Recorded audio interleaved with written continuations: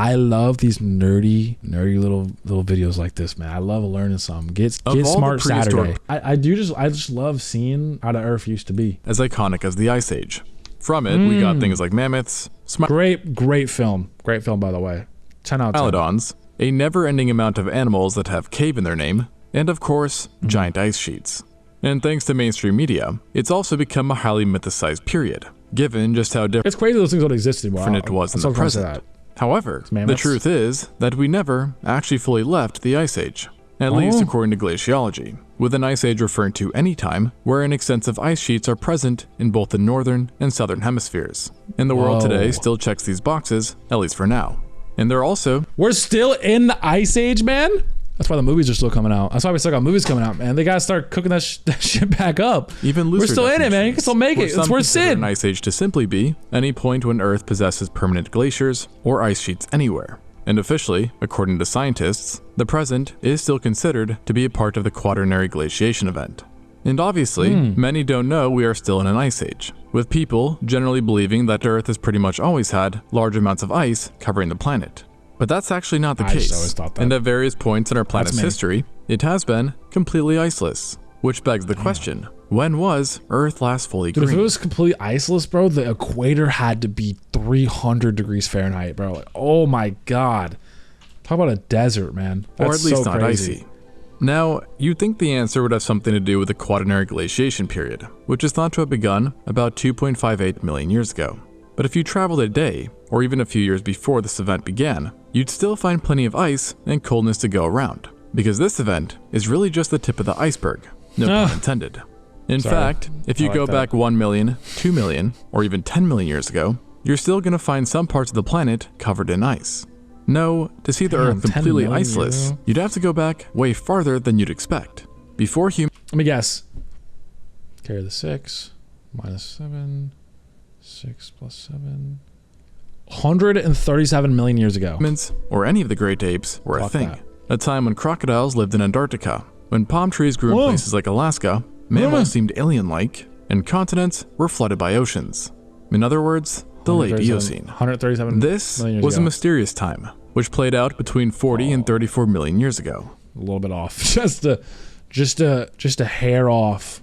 Meaning that the last time we had a green Earth, we were closer in time to literal dinosaurs than we were to the present. And seeing that there was no permanent ice, you can bet that this bygone era was a lot hotter than things are today. With most studies finding that right before the Ice Age popped off, average temperatures were about 5 to 8 degrees Celsius hotter than things are today. Meaning that a country like France felt more like Syria, and that Europe as a whole was closer to being subtropical than temperate. Meanwhile, if you lived in, say, the US, you'd find the climate was more like that of Uruguay. I don't really know what that means. So naturally, if the climate is this different, other things are bound to be too, such as the kind of weather patterns. Honestly, in the grand scheme of Earth, pretty close. It is, you know, I was only 100 million years off. You'd expect, with this time being much more susceptible to wildfires, powerful storms, heat waves, and uneven rain and droughts, helping to keep the late Eocene and its inhabitants on their toes. Low-key, we're just in the perfect era. What was really the most noticeable change was the water. Man. Specifically, how much... Why am I a jackass for saying that? Why are you saying the jackass emote? More of it there was. You see, in today's day and age, 70% of all Earth's fresh water is frozen as ice, which equates to about 2% of the total water supply. And sure, this might not sound like a whole lot, but its significance was easily seen in the Eocene sea levels, which were possibly 70 meters or 230 feet above current. Oh my God, I'm underwater. I'm Florida and I'm fully underwater, man. Levels. Dang. Meaning that maps at the time would have had a... Okay, I want to look at this map for a second here. New York doesn't really exist. LA's gone. World's kind of looking pretty good, but Florida is like fully cooked, man. Oh my God, Florida's gone. London still made it somehow, man. Come on, we can't have nice things here. We just can't have nice things. Japan made it. Japan. I feel like this is a lot more water than normal. This looks like a lot. Strait of Hormuz still just kicking. No other straits filled up. Interesting. A lot of these islands I feel like made it too. I'm surprised about that. Some of Australia got kind of cooked. I think Melbourne's over here. Melbourne. A few Not too bad though. Not too bad. For starters, much of our current coast were submerged. And then on top of that, you had things like the entirety of Florida being snugly underwater, Europe being chiseled into giant and small islands, India off doing its own thing, and the Sahara was wet. This is low-key a sick map, though, dude. Imagine the D&D campaign. This is the map. Like, oh my gosh, this is sick. This is cool. Dry. And you can bet with all these watery environments and warmer temperatures that the fishing was or would have been good. Yet at the same time, exceedingly dangerous, as it was in these waters that Earth's ultimate predators of the time were lurking. And if you know anything about the waters of the Eocene, you probably won't be surprised to hear that this included the Basilosaurus, a very important animal at this time, as it, or rather its family, were the top predators of Earth that I was referring to. Simply put, these guys are a now extinct group. That's you, the ultimate predator. Okay. I'm not the ultimate predator. I'm not a predator. Cetaceans, or whales. But they were not like the whales we are familiar with today, as they were the complete opposite of gentle giants, being hyper-predatorial, having highly developed, mean-looking teeth, as well as streamlined bodies and powerful jaws that frankly gave some of them appearances closer to mosasaurs than other whales, which may also explain why this group was actually first misidentified as marine reptiles instead of mammals. And besides having the perfect build for mosasaur, okay, I told you. There were also other problems with this bunch. Ugly. First, they were the prehistoric equivalent of Mr. Worldwide, seeing that the Basilosauridae managed to expand into every single continent on Earth, Antarctica included, and they managed to do this concurrently. Meaning, if you ever found yourself in a late Eocene ocean, or sea, you'd be almost guaranteed. I told you guys before we started the video, I'm a nerd. I loved dinosaurs as a kid. I played Ark Survival Evolved all the time, and I loved just watching dinosaur videos. I got it queued up, the Netflix documentary of dinosaurs, man. I've been waiting for to convince my girlfriend to watch it with me. I love dinosaurs. They're cool. Swim into one of them if you stuck around long enough.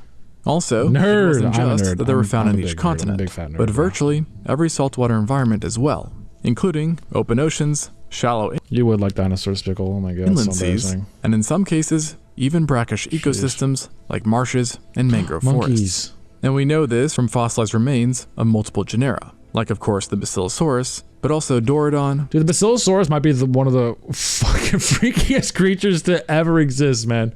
It's like a seal that you just like stretched out like taffy. Like, look at this thing. Why is it? How is this better? It's like an eel and a seal. A seal, if you will. Saghacetus and Stromerius, that together conquered regions even consisting of places they don't look like very the literal Sahara Desert. Bro. So this all-reaching influence was the first problem. But then you had the second one, which was the fact that these guys came in virtually every shape and size you could think of, rendering nearly every animal around them a potential target.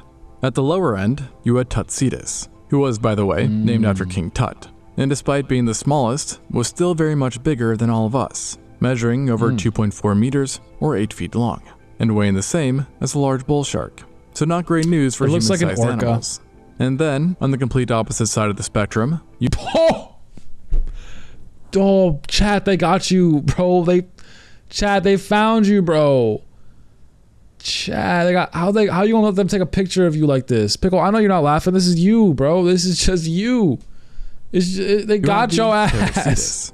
Now, there's a fair chance you've heard of this guy before, seeing that for a bit, it was actually considered a potential candidate for the largest animal. And not just of its time, but of all time, with initial estimates giving it a weight of 340 tons, which just to put that into perspective, would be like smashing together 7 tanks and then giving it a tail.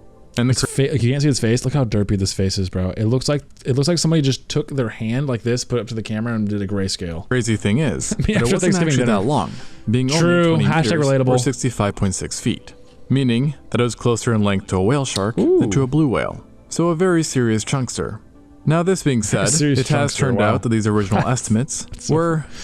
Bro, look at his little fin back here. What is that thing doing? What is that thing gonna do? Way off. But it is still the largest Basilosauridae, and animal at that, from the entire Eocene, with estimates now standing around 35 to 50 tons. And ironically, despite being the biggest, it was also likely the friendliest, at least to larger animals, as due to its chunky nature. Oh my god, I can't, bro. Like, it's so evil looking. It's so evil looking, bro. The Paracetus was actually quite slow and unable to move freely, most likely having trouble adjusting its depth, scary. And therefore probably spending most of its life in shallow water feasting on benthic animals, instead of being a giant killer. Although, even with Paracetus out of the way... Giving it the human skin tone does not make it better, bro. It's got stubble. It looks like me right now. It looks like me without the mustache. There was indeed another Basilosauridae who was both huge and bloodthirsty. And that was, of course, the Basilosaurus, who measured up to 18 meters or 60 feet long.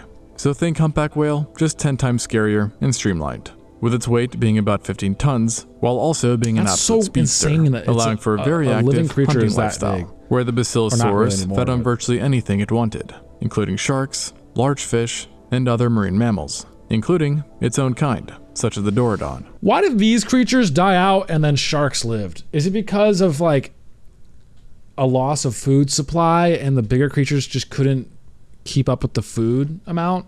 So they just like being like a medium-sized creature was actually perfect at that time, and that's how they just kind of like survival of the fittest. A fact we know, based off of stomach contents and preserved bite marks on multiple different Dorodon specimens. If I thought of it, it probably isn't right. With most studies even finding that other whales were actually this creature's main food source.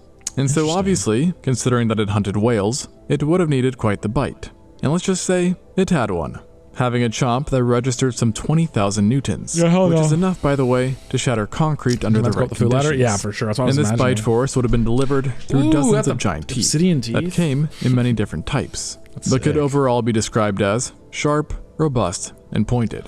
I understand there's like a lot of like religious like reasoning and stuff, but I don't understand the idea that dinosaurs never existed. And like I know people who don't believe dinosaurs existed and that like the bones are just fake, and like it's like, bro, I'm sorry, I feel like we're getting lost in the sauce here. I'm not even like an anti-religion, like I'm nothing like that, but like come on now. Okay, dinosaurs were real. They're not like, that's a real thing, Lavender. People like, I know people who are like super religious and they're like saying that the bones were put there by Satan to like convince you that, you know, that God's not real or something.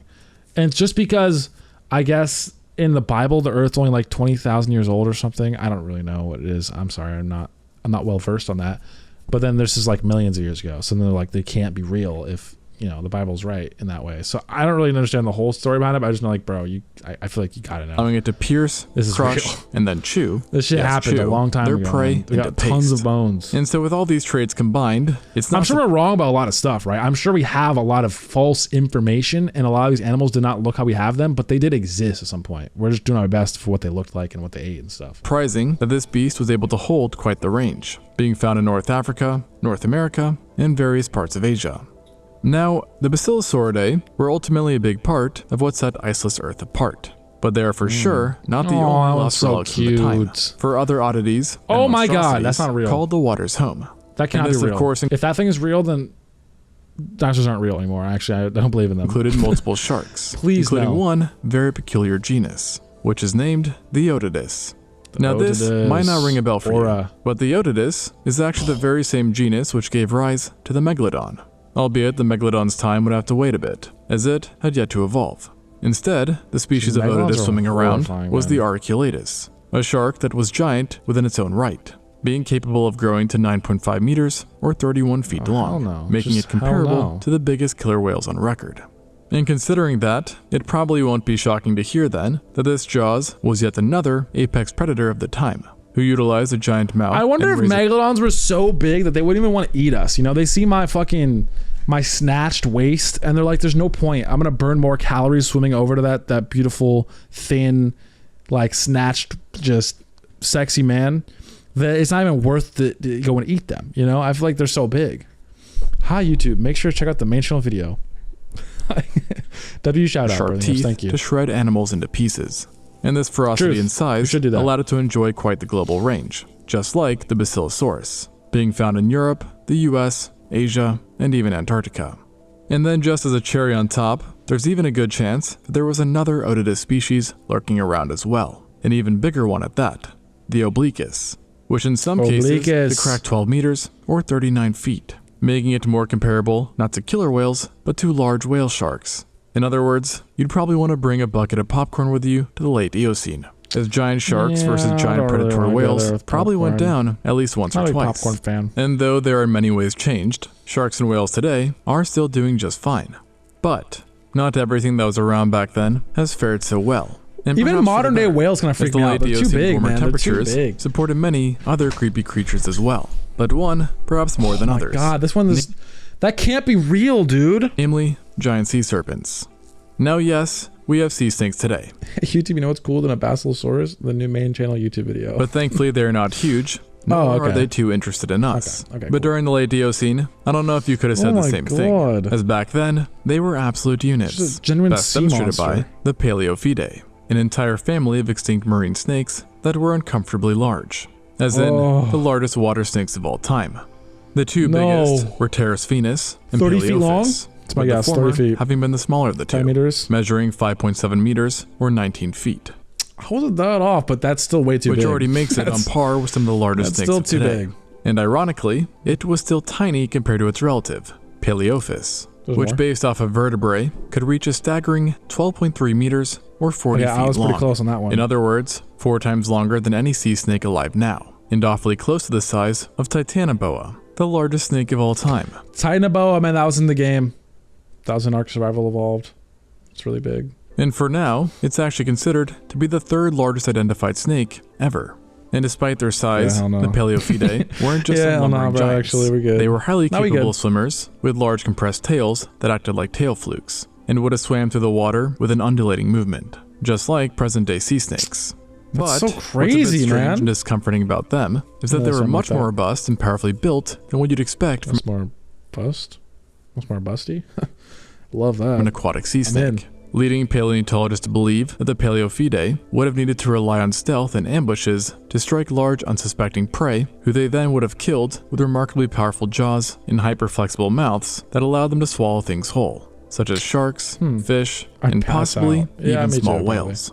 And unsurprisingly, giant extinct snakes can do pretty well for themselves. And along with being apex predators, they too, like the sharks and whales, were found globally, which can also be partially attributed to warmer temperatures that gave them access to areas that nowadays would typically be too cold, and rendering late Eocene waters something to be avoided entirely. Now, luckily, with all this said, the conditions of Earth... What's crazy to me, though, and think about this, is like, there's been so many extinction events, and every time, life has found a way to just live on Earth, right? And if you're looking at this through like a non-religious perspective, I feel like you just have to believe that there's aliens, bro. Like, there's so many aliens everywhere. Like, not even maybe in our solar system, but everywhere, bro. Like, how likely would it be if life is that hard to create that every extinction event, every single time, life still found a way to keep going and evolving, even through ice ages and then through the hot period? It just kept evolving to fit and make something that worked. For ice, like did not just create monstrosities. It has to be everywhere. As worldwide, other, more friendly groups were benefiting from the conditions as well, which included not only a variety of sea turtles, cephalopods, bony fish, and invertebrates, but also our favorite mermaids, Sirenians, who at this time were exceptionally diverse, while also being a bit different than how we think of Sirenians now, as these guys were a bit more primitive, only recently having transitioned to a fully... You're gonna tell me octopus and change color and texture are from our planet? I mean, yeah, I do think they are from our planet. I'm just saying there are other aliens as well. Aquatic lifestyle, and resulting in a few kinds still possessing physical traits which you would not expect to find on an aquatic animal. That purple one's so cute. I'm talking 4 limbs and fingers. It's adorable. In fact, there's even a chance that back then you could have spotted a Sirenian walking about on land. Not from our planet. As during the Eocene, not all made a full shift to water yet, with some instead being amphibious, or in some cases, even... This guy is so ugly, man. It's so cute how ugly he is. And primarily terrestrial. And they weren't the only ones caught in this figurative middle ground, as another group doing something similar was our old pals, the cetaceans. Since in conjunction with the Basilosauridae, you also had the Protocetidae, a diverse group of whales that in some ways actually had more things in common with amphibians than their extinct relatives. It's like a dog seeing that they were, well, amphibious, possessing strong limbs that were developed enough to have supported their bodies on land, while still also having traits more suited for aquatic adventures, including not only webbing on their feet, but also in a few cases, highly developed tails. And taking a page straight from their cousins, the Basilosauridae, the members of this family were a bit more unfriendly than most present-day cetaceans, having teeth designed to pierce, puncture, and shear flesh apart, instead of filter feeding. The only good news here is that they were not as big as their coexisting relatives, being more akin to the size of bears, with the largest bears is small. So that's still not great. That's a lot. When you take this into account, size of a bear, bro. This is the size of a bear. Someone at me with limbs. that not only was getting killed by a whale in the Sahara a possibility back then, but so was getting chased by whales on land. Probably not something you had in your time-traveling bingo card. Now, the presence of whales and Sirenians on land is granted very strange, yet it actually sets a good tone for the surface, which, like the oceans, was completely different back then. And this included not only the animals, but also the landscape itself. I know the animal, I can't remember as the warmer and generally more humid climate resulted in tropical forests, open woodlands, and deciduous forests being the dominant ecosystems, allowing for both new walks of life and the continued existence of archaic groups. Additionally, so freaky, thanks bro. to both That these dog is messed up. and the fact that Earth at this point had time to recover from the KT extinction event, creatures were on average larger than before too. And there was one cohort of mammals in particular that were kicking butt in the large game department, the ungulates. Now ungulates are nothing new, and we generally know them as hoofed animals. So think horses, giraffes, and rhinos. I'm gonna call horses ungulates. And although none of these three existed yet in a modern sense, the ancient Eocene ungulates could actually look a bit like their future descendants, which is nicely showcased thought of that. by They're considered, they're classed by the fact they have hooves. Also among the first mammals on land to crack the several tons mark. Superficially resembling rhinos, these perissodactyls operated a bit like them as well, sporting horns that were not made of keratin, but straight bones. But this is insane, like skeleton, growths, man. Suggesting that these herbivores utilized them for smacking things with their head, which would have been a very formidable attack when you realize that a few could weigh over 4 tons. Super and ugly. During their existence, brontotheres would have been one of the most common sights on the surface. Yet they were only one part of a larger trend, which I like to refer to as rhinification, as multiple other mammalian families everything becomes crab or rhino, with perhaps the next most successful example having been the embrythopods, in order that despite still holding true to rhino shape, were actually more related to Sirenians. Not a sick-ass looking creature, but embrythopods is such a cool name, man. They were also larger than brontotheres, with some species weighing more than 4.5 Is that his penis? tons, which, just to put that into perspective, I just didn't know that would need to be there. A small adult Asian elephant.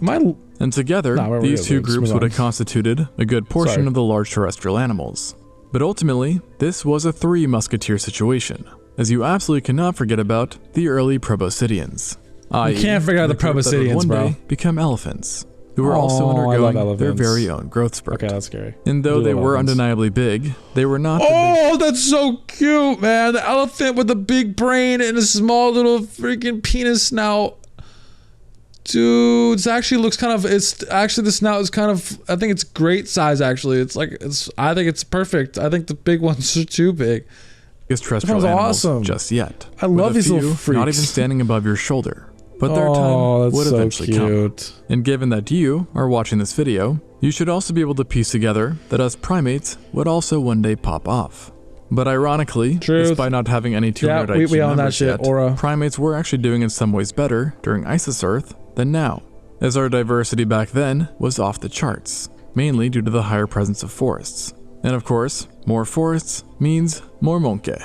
And along with our own kind, other small critters reap the benefits from these forests as well, some monkeys including a variety of rodents, insectivores, and modest perissodactyls, who are simply ungulates that had an odd number of toes. And overall, these long-gone days were truly integral for mammals, leading to both growth and massive amounts of diversity. And while perhaps they could be called kings of the planet, the little rat, like, no! He looks so chill about it. He's like, nah, bro, actually not today, bro.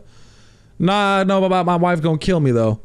No, but seriously, like, I can't today, and maybe, tomorrow, though, we can talk about it. Why is he so calm with it, bro? He's so cool. I should mention that they certainly did not go unchallenged. Because even though the Cenozoic is known as the age of mammals, it was during this time that reptiles were putting up a good fight as well, trying to hold onto their crown as the rulers of Earth. And given that most reptiles are, cold-blooded, they were also enjoying a power-up from the warmer temperatures. However, they had no interest in the roles of large herbivores, instead evolving to become highly successful carnivores, who in a few cases— I'd kick a gator in the freaking dome. No, you wouldn't, Pickle. You literally wouldn't. I live in Florida. There's gators everywhere. For one, gators aren't even scary, man. Alligators, like, they're so afraid of you, man. Like, the only way they're ever gonna mess with you is if you're in their territory. They're territorial creatures. Other than that, man, they're so, like, afraid of you. But you're not like that. You're just not like that. You wouldn't. became the kick a respective gator. region's apex predators. Because animals don't deserve Among them were the You're notorious kinda forest racids, a group of flightless This killer bird got landbirds aura, who dude. possessed Oh robust my deadly beaks God. and could grow to sizes that made even Big Bird look that. Is like the Small clacking Bird. one? And meanwhile, other birds were doing just fine as well, with both giant penguins and titanic flyers both being very real possibilities to Dude, witness. those on birds are horrifying. Why does it have teeth like that? The birds can't be late real? Eocene safari. Like the And birds though gotta be the scary? birds of old were indeed threats to human-sized animals, I would probably not tell a time traveler to worry about them the most, as they had another big problem, Oh, hell as it no. was really another reptilian group that was far more scary Dinosaurs. and lethal, the Sebacidae. Yeah, This that was a family of Sebacidae. crocodilomorphs that had been Oh, around they since look the late so Cretaceous, evil. They look fake, bro. They look like evil little monsters. They look like aliens. but who had only really found their Oh, rhythm no. following the dinosaurs' demise, which partially led to them becoming the top I think they're dogs making of this the shit up. Eocene Ain't no bird with teeth. and the largest land predators back Oh, man. then. Now, superficially, I'd probably describe them as Oh my crocodiles God. who looked like they were better at running than swimming. And they actually were, with each member So being both silly. terrestrial and carnivorous, while also Yeah, having so laterally cute. compressed, pointed, serrated teeth. Traits you tend to see more in large theropods, not crocs. And these teeth alone made the Sebacids menaces to society. But just for funsies, they also evolved the added bonus of being absolute giants. In the Western Nah, we don't need Hemisphere, that. you had the Brenus. Why are they showing the guy in the top with the top hat? Why is that what we're comparing us to? Oh, these are the size of one really dapper gentleman. It's so funny. A member whose This video is maximum awesome. theoretical size sat I love at this 10 video. meters or 33 feet long, giving it a weight of about 2 tons, which is greater than not only anything seen in living terrestrial predators, but also gave it a good shot at the title of the largest land I feel like carnivore all these animals ever would make great since the pets if they dinosaurs. just had a stable food And then, source. at the exact same moment that it was Even kicking, this- you also had the Dentania Yes, I stand by what I just said 5 seconds ago when looking at this picture. The Dentanius just would be a great pet if we just gave him a very stable excess food source where he's not worried about eating. Osukis to the east, who was slightly smaller at 4 meters or That's all 13 the bones we have. How do we're really like, you know, we're really like, you know, just guessing here. We got a face and then we just got some fucking slop.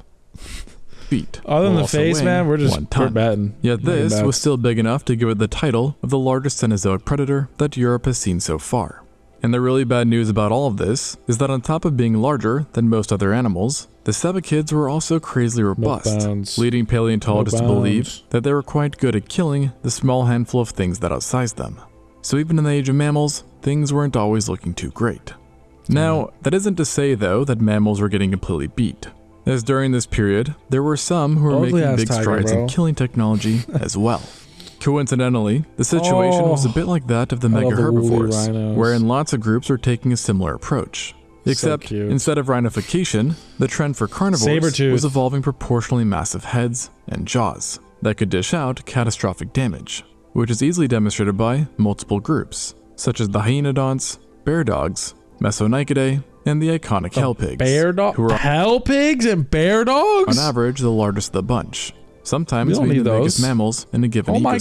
god, a bear And the dog is horrifying. Shift That's some towards being a Avatar deadly shit. bobblehead was partially the result of predators at the Big ass time heads. favoring power over speed and ambush over pursuit, as well as just based on the fact that they were slightly more This picture's primitive funny. overall. Albeit, there were some mammalian predators who were also more derived, That'd be me. such as the Sparacidonts and Nimravidae, the latter of which are also known as the false saber-toothed cats, for the fact that they, well, weren't cats, but still had saber teeth and evolved sizes and shapes that were remarkably similar to what's seen in extant felines, with the Why aren't biggest they of them cats? being What's about different? the size of a lion. And in many cases, it was these mammal groups that I just mentioned who were competing with the top reptiles, that, mind you, also included terrestrial snakes. This is a bad representing era just for about Earth. the closest time where Earth's dominion was split not between very mammals chill. and reptiles, not at a least in good a certain moment. sense. And who knows how things would have turned out if it wasn't for that pesky ice, which ultimately threw a wrench in how things played out. I As forgot stated, this was about before the Ice Age, man. I just been like locked in on how cute all the animals are. The late Eocene was warmer than present, but it had been experiencing a cooling trend, one that exploded roughly 34 million years ago, during the transition between the Eocene and the Oligocene, and it was all Antarctica's fault.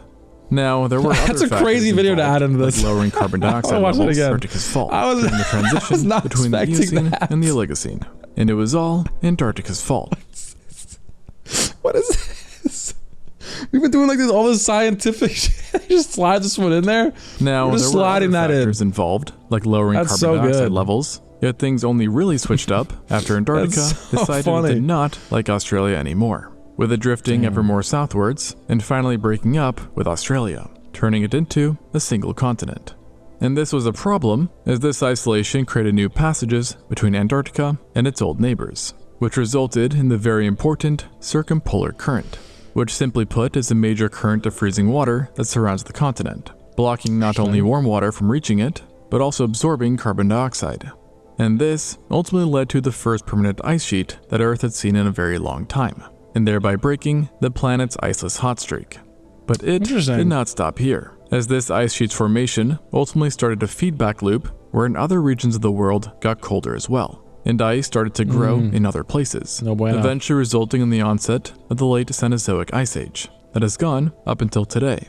And this ice age I didn't know we're still basically in Ice rewrote Age. That's so history 100 crazy. times over, as it had massive impacts on the environment and wildlife. And one of the first major changes seen was a shift of forests to open areas such as grasslands and cool savannas, suddenly giving the edge to animals that were adapted for running and grazing. Additionally, anything that liked warmer weather, This guy's a really such good as many, voice many for species of teaching me reptiles, things. soon found themselves in major trouble as temperatures plummeted, You vaping, bro. leading to a lot of respect faunal it. turnover.